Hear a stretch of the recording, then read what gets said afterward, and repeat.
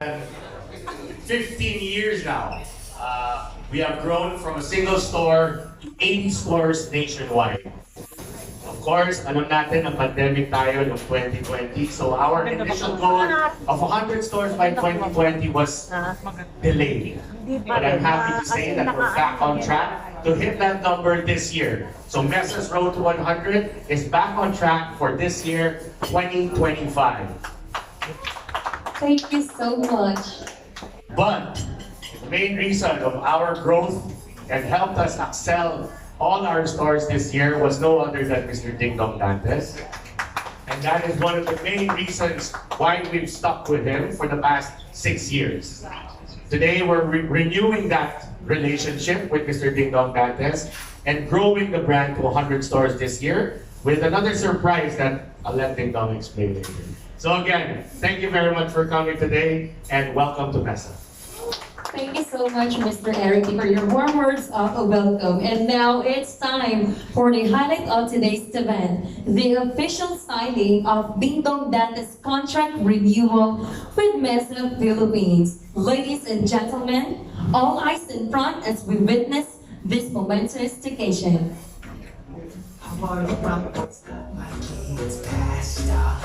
As we witness this signing, let's take a moment to reflect on what this partnership means. Ding Dong Dantes has been a vital part of the Mesa family, bringing warmth, authenticity, and a deep love for Filipino cuisine to every campaign and initiative. His influence has helped Mesa reach more homes, more families, and more Filipino food lovers nationwide as we set our sights on our hashtag Road to 100 Vision and Beyond. And there you have it, ladies and gentlemen. It is now official. Ding Dong Dantes remains our brand ambassador and the Mesa. Yes, and with Ding Dong Dantes as our brand ambassador, we are confident that Mesa will continue to reach greater heights, expand its reach, and inspire more Filipinos to enjoy and celebrate their rich culinary heritage. Now, please give them another big round of applause for this strengthened partnership. Thank you. And at this time, we would like to request our media friends to capture this milestone. Gentlemen, please gather at the front for a photo opportunity. And to everyone, please let's make this moment even more special by using our official hashtags. Hashtag Road to 100 and hashtag Mesa Sarap Pa Ba?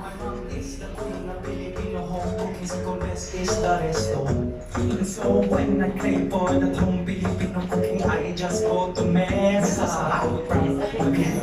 Yeah, we're ready because we're Filipino.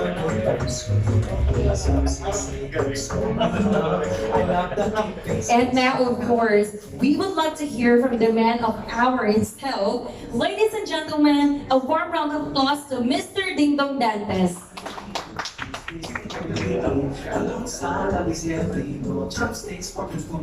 Hello, good afternoon everyone. Sa ating mga kaibigan sa media, good afternoon. And of course, to the D family, good afternoon. Eric, Sir Ricky, of course, Raymond. Hello. Congratulations, una-una sa Mesa Group because sabi nga ni Eric, yung mission of going to the road to 100 is finally happening, hopefully by end of the year. So, congratulations sa inyo din kung hindi dahil sa napakalupit at napakagaling na leadership.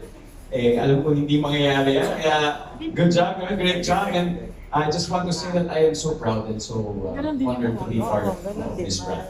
Dahil nung pagsama ko pala sa kanila, sometimes 6 years ago, talagang noon pa lang, talagang sobrang saya ko na makasama sa brand.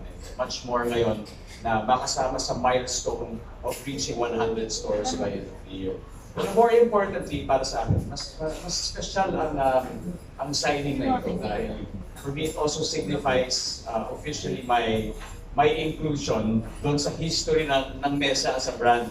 Dahil napag-usapan namin siguro a couple of years ago na kapag tama na yung opportunity, Siyempre, bilang proud ambassador, kailangan talagang, meron talaga akong physical evidence na parte talaga ako ng mesa. So, I just wanna announce and also tell everyone that I will soon be one of the proud partners of Branch 88.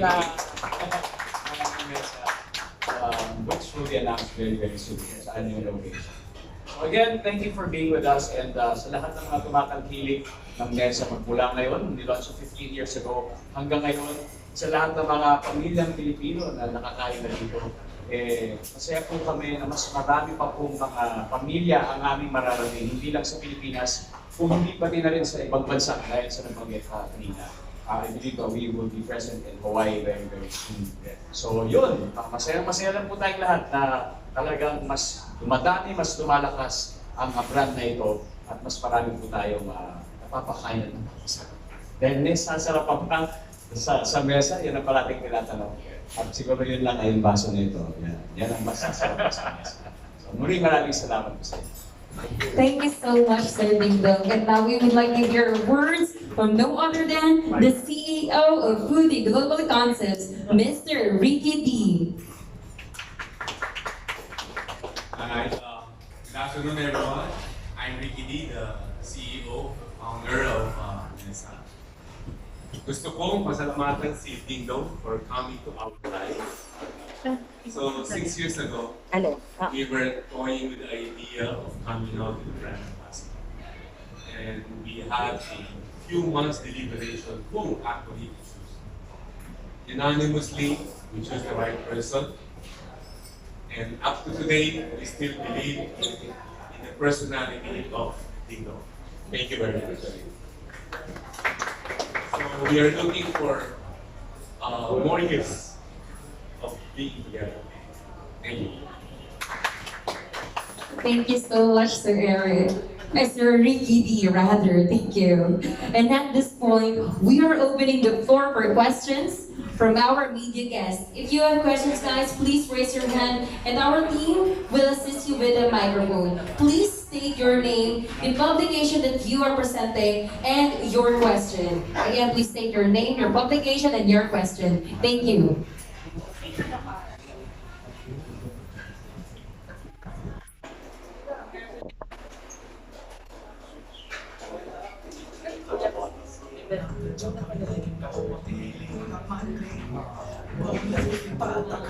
Congratulations, Dingdong. Okay, 6 years is a long time.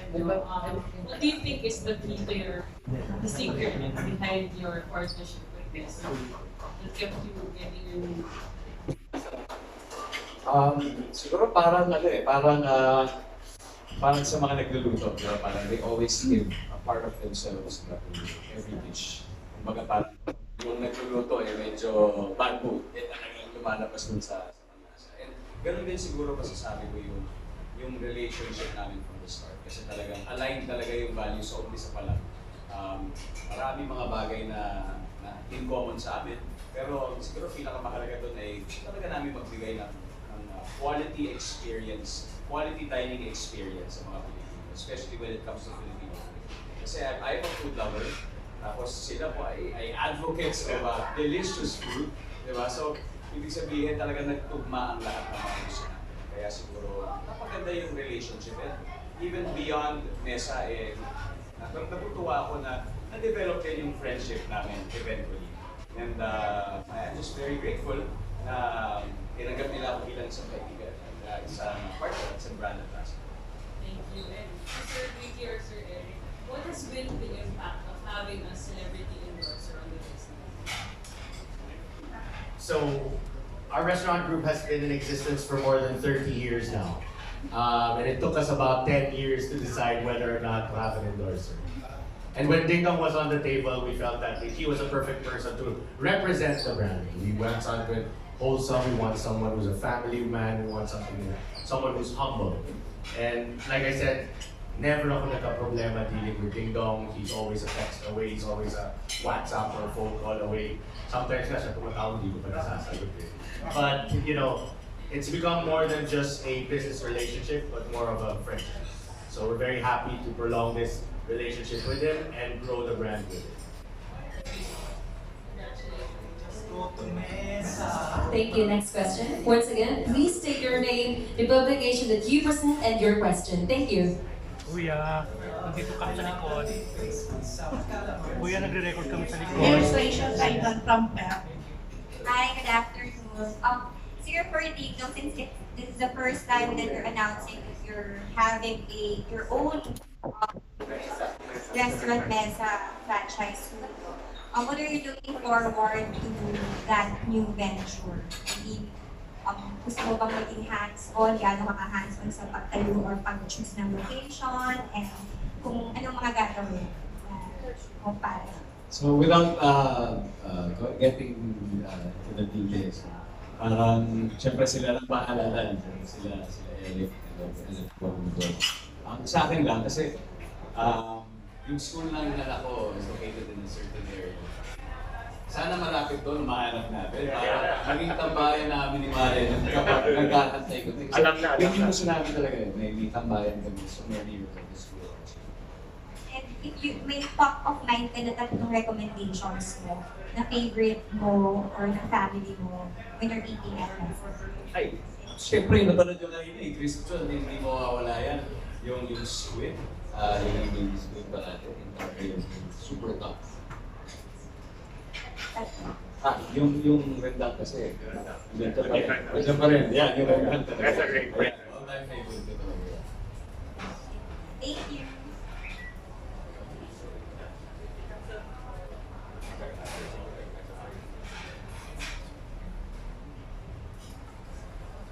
Next, we have Mr. Jeff Fernando from Preview. Hi, Doc. Congratulations muna. Question ko is, sa nabanggit ko kanina, you're a food lover. Growing up, pwede mo i-share sa amin ano yung mga staple na nasa mga family gatherings nyo? Ano yung mga laging handa sa mesa every time yung mga special occasions? Growing up, ano yung pwede mo ikwento? Siguro, kapag may mga special occasions, may mga basic pala. Siyempre, yung mga lechon, di mawawala yan. Pero yung mga parati na lang siguro, like every Friday, siguro karamihan sa ating mga Pinoy, fish, tsaka bago, Friday. Tapos pag Sunday, dilaga. Di ba? Yun yung mga talagang Filipino dishes na hindi mawawala weekly sa amin. So yun yung mga hindi ka makakalimutan. Lahat yung luto na natin. Okay. The next question is, kayo ni Maria as husband and wife, nagiging banding nyo rin ba ang kitchen na mag-luto together or mag-bake? Sorry? Nagiging banding nyo ba ni Maria sa kitchen na mag-luto or mag-bake together? Well, nagiging bonding siya dahil hihira siya mangyari. So kung mangyari yun, talagang special occasion talaga yun. Okay. Thank you, Dito. Thank you. Next, we have Ms. Natalie Tumada from Philippine Star Editor-in-Chief.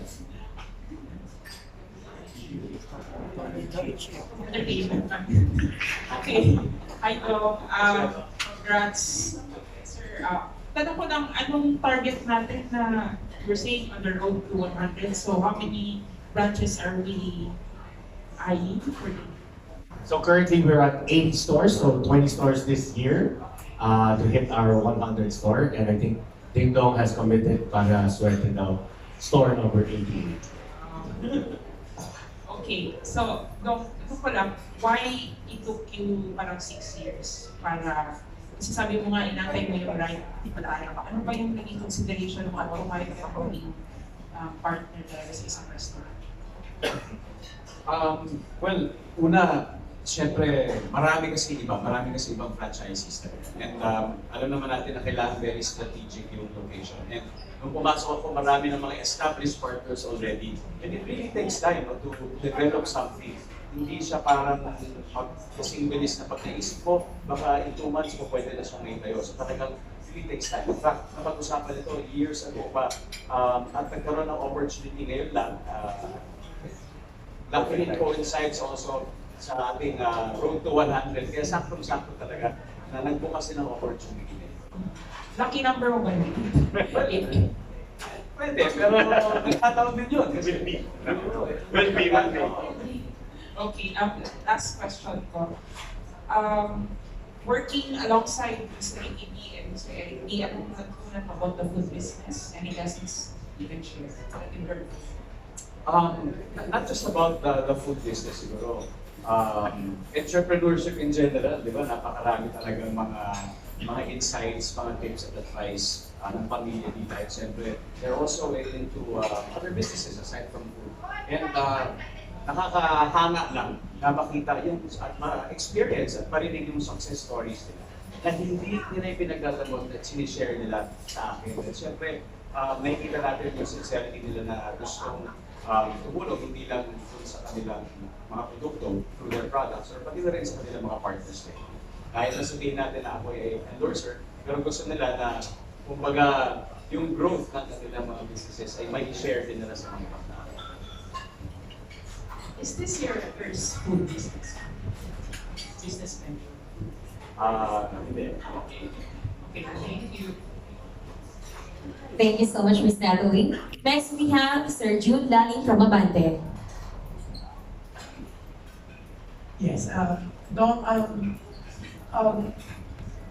bago ka nag-commit for the 88 branch ng Mesa, nag-usap kayo ni Marian and gano'n siya ka-excited, anong naging reaction nito? Ay, oo, sobrang excited. Sabi niya, uy, mukhang doon sa proposed location, mukhang may matatambayan na tayo. So talagang kailangan namin ng lugar na mapagsisirihan. Multi-purpose. So doon kami siguro bibili, makikipagkwentuhan. So marami po pwedeng gawin. Sabi nga niya, pwede ba sinabi siya na, pwede po mag-suggest ng menu, may ganun ba siya? Sabi mo, sige, sabihin natin sa kanila, bakit hindi? Excited na kami at least from 88 store. Si Natalie daw gusto niya sana 101. Pagpa-franchise siya. Recorded. Yeah, actually, Ricky and Eric, kami we're used to Mesa kasi we're always in Morato. Lagi kami nag-press con. Ako ang dati nag-press con doon. Kumbaga sanay kami like yung chicken pinakol, yung mga yan, baby split. But may dapat pa kaming abangan this year na since mag-100 stores kayo, meron pa kaming aabangan mga ibang dishes na i-introduce nyo. Definitely. So every year naman, nagbabago kami ng items. We take out items that are not moving and add new items na feeling will fly. So currently, one of our greatest creations so far is our Ding Dong Noodle, which started off as having, let's say, 6 choices, pero ngayon we consolidated into 1 choice na lang. Iisa na lang ang Ding Dong Noodle, and that's becoming a superstar item in our menu. Kailan niyo po in-introduce nyo? It's been on the menu since 2020. So maybe next time, punta pa kayo sa medyo likod na page ng menu kasi sanay ka na, so baka hindi ka na tumitingin. But in the back area, you'll see Ding Dong presenting his noodle, and that's becoming our superstar. Kasi kami sanay kami mga two-way na. So, of course, we'll keep the favorites, hindi gagalaw yan. Even your desserts mo na ang bobongga, di ba? Pero eto ang ganda, napansin ko nga kanina, unang kong tinanong yung isa sa survey na kailan nag-renovate 2023 daw. So magiging ganito na itsura ng mga branches, no? Yes, this is moving forward. Mas maliwanag. Moving forward, ganito na magiging more format ng mga restaurants. The newer restaurants na tinayo namin last year, you'll already see the new design aspect na ginagawa namin. A little more younger, a little bit more hip, more brighter, right?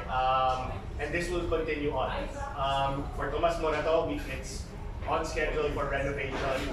All new, yeah, this year. So all new. That's actually, fun fact, that Tomas Morato was our first franchise joint venture in the Philippines. So it's really bound for a whole new look na, so look forward to that. Sanay kami ito dahil kay Flor, kaibigan namin siya. So, eto i-maintain nyo itong basong to. Signature na yan. Kasi yung sinama ko yung balikbayan ng friend ko sa Morato. Siya, nakakapon, kasi ano niya, hindi pa nila, pero ang ganda ng baso, di ba? Kailangan may talking point lagi. Parang Mesa is really known for bukod sa masarap na pagkain, yung glass nito, di ba? Anyways, congratulations. Kaya palapit na kayo yung 100. Thank you. Thank you. Thank you, Sir June. Next, we have Sir John Bueno from Kumagkao. Hi, good afternoon. John Juan from Hometown.com. Maybe my question would be better addressed by Sir Ricky and Sir Eric. Since you planned 120 stores in 2020, what were the challenges that inhibited you from actually doing that? Was it mainly of course, the pandemic? Is that the sole reason, or were there more challenges? Definitely it was the pandemic. I think like everyone else talagang naapektuhan yung F&B industry by the pandemic. But as the years went by, everything started to pick up again. Back in the pandemic, we closed a few stores, but now we're back on track again, back to our number, and ready to hit that 100 stores. Right after the pandemic, talagang our objective was to stabilize operations, diba? To rethink again what's happening, right? So we lost people, diba, the staff. So we had to make sure that we replanned everything. And now we're executing that plan to hit that 100 stores by end of the year. What were like the specific reason why they closed? Was it just because of sales? Yeah, I mean, hard to manage, I guess, for a single store, especially if you're operating a single store. Yung mga nasa provinces got affected significantly. And then I think overall lang, when people just wanted to escape, but you wanted to lang muna natin, focus more on different things. That's all true. Alright, thank you so much. Sir Dindong, of course, congratulations po sa renewal of vows. And of course, the Valentine's Day things that you did with Mariana. Ngayon na, parang you're again part of the Mesa group, what are you planning to do with them? Like, for example, will you be in more marketing materials rather than just the standing in the store? Because a lot of people are actually taking photos with you using those standees. Will there be more? Can we expect that? So then, I archive that. Yeah, yes, definitely. Aside from billboards, long ends, kasi pagdating sa airport, meron na kagad doon. That's 2 and 3. Siyempre, new photos, we will also be seen along S-Flex. Siguro, probably a new standee. Para may Develop a new standee. Mga inaanak ko. Sila, try na lang yung standee para kasama yung si Nino. Alright, marami po bang parang events that will involve Dingdong appearing in some of them, ganun din po, may plans po ba? Definitely. I mean, we just re-signed our contract, so there's a few activities that's lined up that we're creating for this year. More exciting things, you know. Alright, thank you so much, sir. Thank you. Thank you, Sir John. Next, we have Sir Richard Padlikawan from Lionheart TV. Hello po, good afternoon. Congratulations, Sir Tingbok, for the So, kanina sabi mo, foodie ka. So, do you think food plays a big role in making memories? Can you share a special food-related memory? Oo, kasi kung ano yung maalala ng tiyan, naaalala na ng puso at sa parati. Diba? Kaya nga meron tayong binabalik-balikan parati na mga dishes. And para sa akin, syempre, very memorable. No? Unang beses sa paglulutuan ni Maria ng kanyang dinudo. Dahil ano yun yung recipe pa yun ng kanyang lola. So, depende sa akin yung history ng kanyang dinudo. Napakasarap. Kaya yun yung parati kong nire-request. So, naalala na siya, so naalala pa natin ng sa proposal. Hindi makakain. Thanks for that. And kanina sinabi ni Sir Eric na merong dingdong po doon. Tama ba? Pero, ikaw ba, if you can add a dish named after you, what would it be and why? Oh, okay. Bukod sa nuts, ha? Sa dingdong nuts. Ako, doon ako sa mga existing. And I'd go with the crisp chon first. Dahil, ano talaga yun, parang always, number one, signature sa pangalawa, it's good to share. Diba? Hindi mo hindi mo lang isosolo. Kailangan meron kang kasama na kinakain. And malinang na, crispy, and masarap. And ito po, as a family man, what's your idea of a perfect meal experience? Of course, sharing it with the ones you love. Kahit once a day. Yan ang pinakamahalaga. Thank you po and congratulations. Thank you. Next, we have Mr. Alan Policarpio from Inquirer. Hi, good afternoon po. The first question po, sir, either Sir Eric or Sir Ricky. Gaano po katagal yung goal na makaabot ng 100 and why is it so important, that figure? I mean, it's not the number per se, but it's kind of just like a showcase of the hard work that we put in. Like I said, it's been 15 years. We are currently in store number 1. So Greenbelt was store number 1 to 80 stores this year. It's not 100 yung hinahabol na, parang for us lang it's like, parang report card namin. So it reflects how much work we've put into the brand and how much we've taken care of it. We franchise the brand. So that means also, nakuha namin yung trust ng mga partners. A lot of our partners have multiple stores, which again signifies or shows transparency that our partners trust us to develop more than just one store. And with that many stores, how do you make sure the quality of food, the quality of service is consistent throughout the different branches? Of course, easier said than done, but we have people like Raymond to go around the 80 stores. We have teams. Of course, this is not a one-man team. We've been developing the team since the beginning. From 10 stores, ibang team yan, 20 stores, now it's 80 stores. Definitely a more robust team that we have several teams that go around the Philippines to just do audits. And this is part of our service to our partners to make sure that consistency and the food quality is always there. But again, easier said than done, but at least we're here at Kaya Naman Natin. Pero mga nagsa-surprise visit ba kayo minsan? Do you do that sa mga ibang... Every day. And si Raymond makaka-receive ng text yan na may problema. Tapos, and hindi talaga kami nag-a-announce. Para surprise talaga. Okay.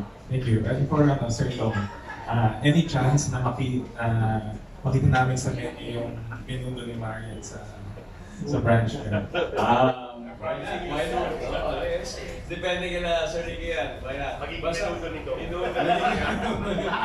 rest assured dun sa opening at launching ng 88 store, definitely makikita rin tayo yan at doon malalaman. Pero nagluluto ka rin ba, Sir Tom? Mga fried eggs. Kaya naman. Pang-camping. And lastly na lang, meron ka bang parang dream dinner with any dream personalities na ma-meet mo? And sino-sino yun if ever? Would you like to share the table with? No, seriously, I would always like to share the table with my children. Kumbaga kung may opportunities, sila gusto kong makasama kumain. Kasi alam ko, lalaki yung mga yan. Diba, darating yung oras na may sarili na silang mga gagawin. So habang pwede, I would always choose to dine with them. Kasi syempre, I mean, by default, yung mom nila, kasama ko naman pala. So, thank you. Thank you, Sir Alan. Next, we have Sir Albert Bryan from Chicanes.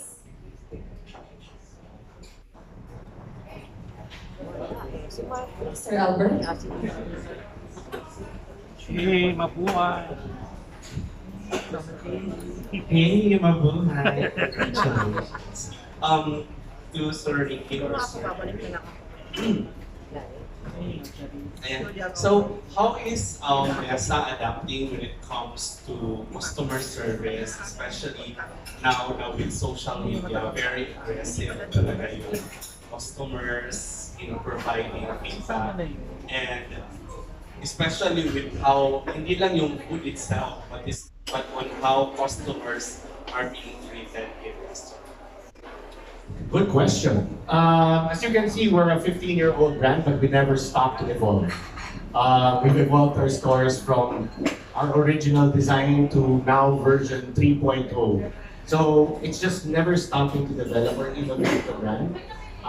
Like sabi mo nga, more discerning ngayon ang mga customers, and we know that, right? We keep our eyes on the ground na nakikita namin yung mga nangyayari and the changes that are happening within our customers. As you mentioned, service is one of the important things na kailangan na to-train namin. So, as Mesa or as Foodie as a whole, we're in a transition where we're going back to basics, right? Making sure that yung steps of service na susunod.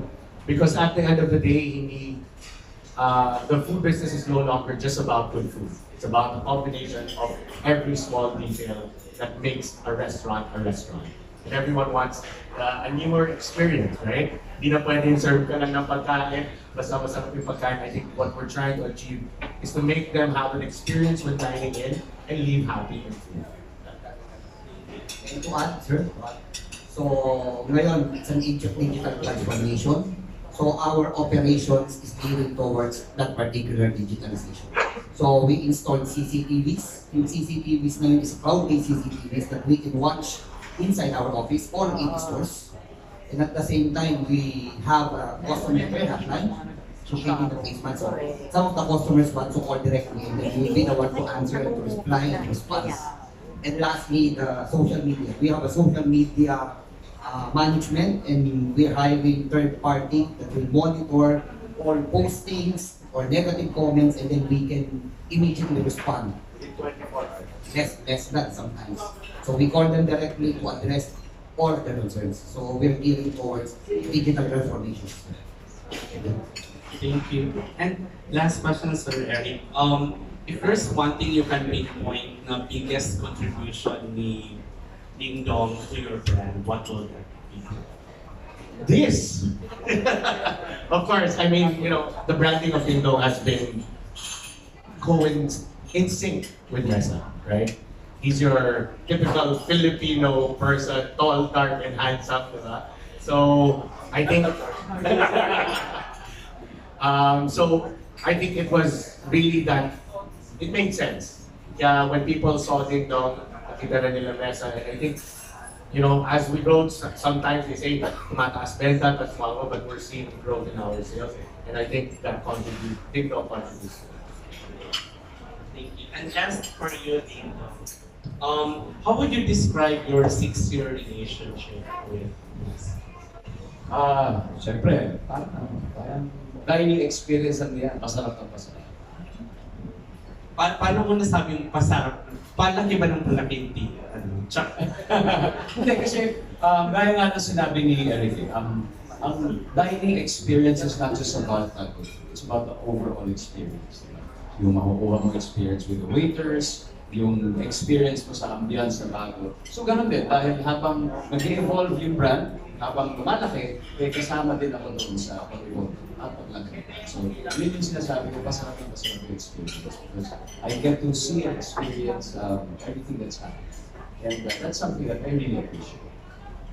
Thank you, congrats. And there we have it, the last question from the media. Thank you so much for joining us here today as we appreciate your continued support as Mesa marches forward on its hashtag Road to 100. Mesa sarap pa ba than having all of you with us as we achieve more milestones, innovate many more